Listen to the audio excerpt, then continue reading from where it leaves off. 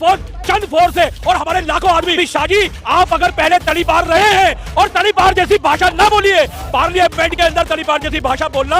गृह मंत्री आज है। दोस्तों फिर से आ चुके हैं एक और नई वीडियो लेकर। आज की वीडियो में देखने वाले हैं अमित शाह के अम्बेडकर बयान पर कांग्रेस के कार्यकर्ताओं ने किया बहुत ही बड़ा प्रोटेस्ट। इस प्रोटेस्ट में कांग्रेस के कार्यकर्ताओं ने कहा अमित शाह माफी मांगे और इस प्रोटेस्ट में ये भी नारे लगाए गए अमित शाह मुर्दाबाद, तड़ीपार मुर्दाबाद। आखिर ये देश में चल क्या रहा है? क्या ऐसे ही प्रोटेस्ट होते रहेंगे इस देश के अंदर?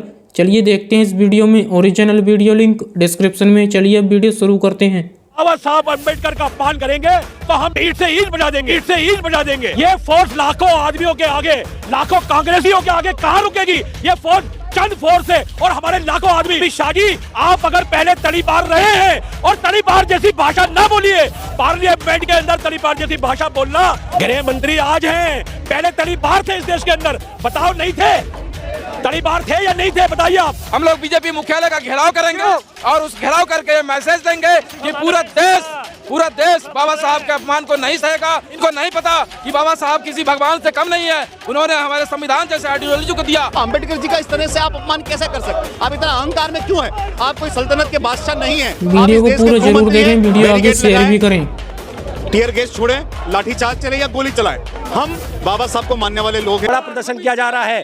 क्या कहेंगे सर, आज आप बीजेपी कार्यालय घेरने जा रहे हैं? बिल्कुल घेरेंगे बीजेपी कार्यालय। अगर ये अमित शाह से इस्तीफा नहीं लेंगे और अमित शाह अगर माफी नहीं मांगेंगे तो हम पूरा सारा घेराव करेंगे, बीजेपी ऑफिस का घेराव करेंगे।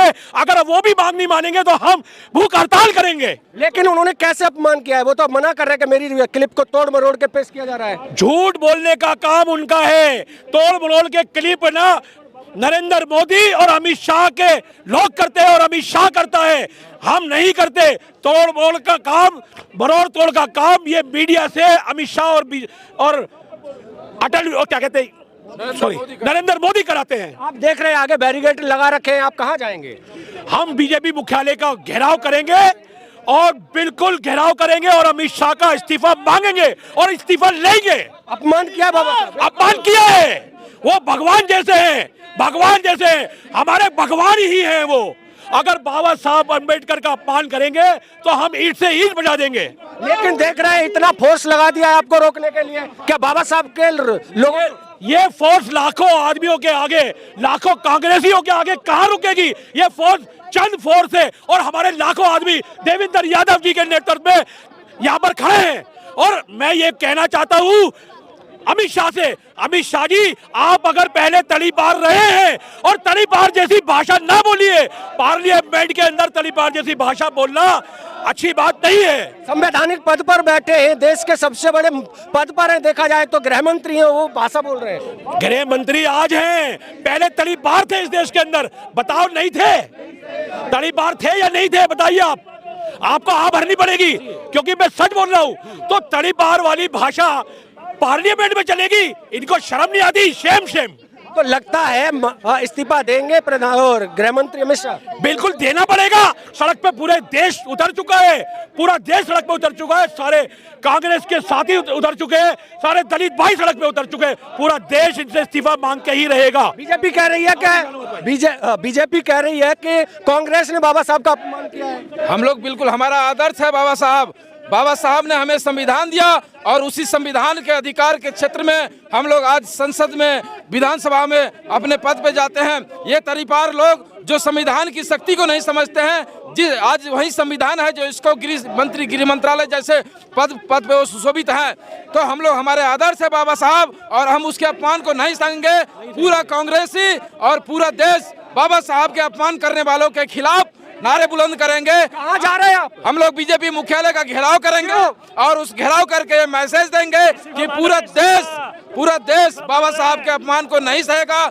जो हमारे संविधान निर्माता है, उसी संविधान के तहत हम लोग आज जो ये संसद चल रहा है, कहीं न कहीं वो संविधान चला रहा है। इसलिए हम लोग बाबा साहब के अपमान को नहीं। जबान फिसल गई ऐसा कह रहे हैं, लेकिन जबान एक बार फिसलती है। उन्होंने कई बार बोला कि लोग जितना बार बाबा साहब का नाम लेते हैं उतना बार भगवान का नाम ले तो उसे शायद भगवान मिल जाए। इनको नहीं पता कि बाबा साहब किसी भगवान से कम नहीं है। उन्होंने हमारे संविधान जैसे आइडियोलॉजी को दिया और उसी के तहत आज हम लोग पूरे कांग्रेस से मिल करके इस बाबा साहब के अपमान के लिए लड़ेंगे और उसके मुख्यालय को घेरेंगे।